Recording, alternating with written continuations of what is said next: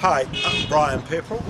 We've been holding a series of public meetings about water not-for-profit because myself and other concerned citizens, members of the Wellington Residents Coalition, are worried that the introduction of water meters will lead to a privatisation of water. We believe that is absolutely the wrong thing to do.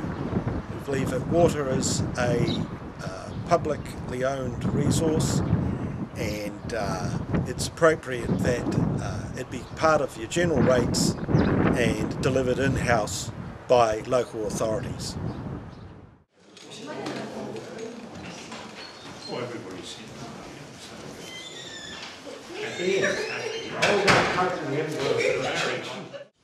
I'm sorry, I had a PowerPoint display with much of my material on it, and I've got notes of what each slide is, but I don't remember all the figures on them.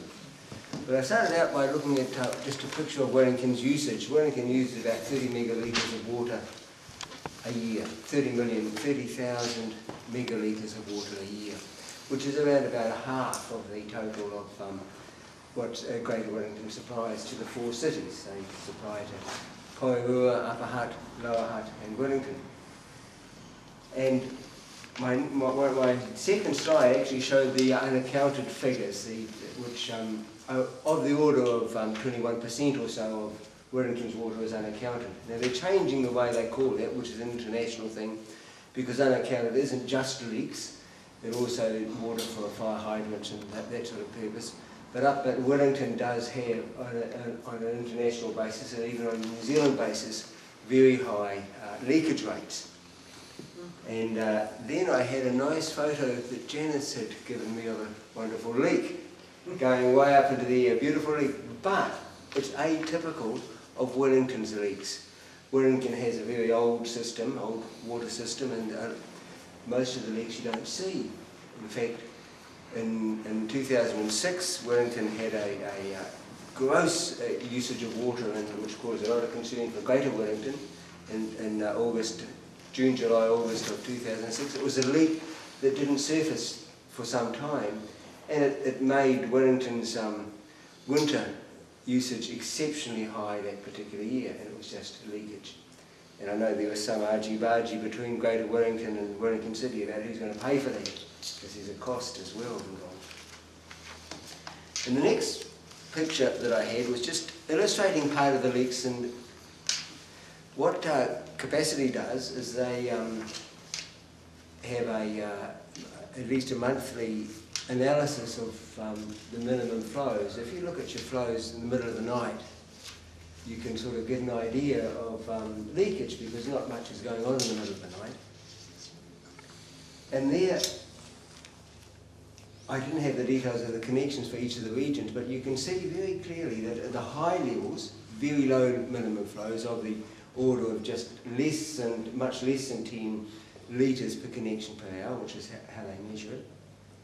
And as you move down into the lower parts of Wellington, they got high, and of about the 40-odd, it was 30 or 40-odd areas, there was only about a quarter of them were less than 10 litres per connection per hour. Now, of course, was high at 64 litres per connection per hour, but that does have some industrial use. But however, 10 litres of connection an hour equals 20% of Wellington's water if you carried it over the whole of the year.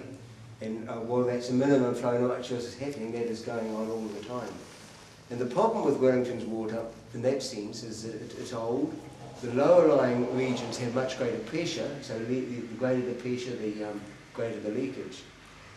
And of course it costs money to fix leaks, and they will be a continuing problem, but Wellington is doing poorly in that regard, very poorly in that regard. And my sort of rough average was about 14 litres per connection per hour, which would amount to well about 25 or 26% of Wellington's total water. And then, going back a little bit, there's been a bit of a beat up from Wellington City and from Greater Wellington over the last few years, and that really hit a bit of a high in November, December last year, November particularly, when you had this lovely picture of bucketfuls of water and so on, and Wellington's extreme wasteful usage of water and so on. And it was really part of a campaign, in my view, to get us to have meters. And in their early engagement plan, they had a series of lies, basically. They said, comparing our water use with Nelson 3 times, I think twice Auckland, twice Upper Hutt, they were all wrong, all totally wrong. And Wellington City, in a letter to me, did acknowledge that they were wrong.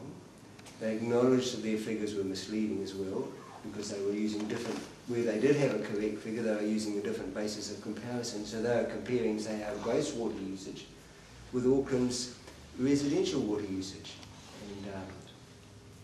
And when only 52% of the water for Wellington is used domestically, you know, you double the figure automatically if you go from domestic to gross. And they had that in their early engagement plan for the LTCCP. And it was all part of their strategy to try and get us to go for meters and pump up their case. They then had, as you remember, a secret panel. They had a special panel of people representing the residents who were secret, who were appointed by the Wellington City Council, and it wasn't very good. And I wrote to the council partway through this process of the panel making its decisions and said, what information were they given? And they gave me a big thick wad of information, and missing was this early engagement plan. That's, you remember, that's this fellow here, Planning for the Future. That's the one with the lies in it and the fancy pictures of Kerry walking across Wellington. You remember that sort of thing? They said they didn't have that in their letter to me, but then in their statement and their answer under the official information request, but then a separate email, are you sure they didn't get this? And their answer was, oops, they did get that. So they, either it was a mistake, but it was a very convenient mistake because it looked like they weren't pumping them up with this sort of push-polling approach that Wellington City had. And in fact, the panel came out and recommended meters. Not surprising at all.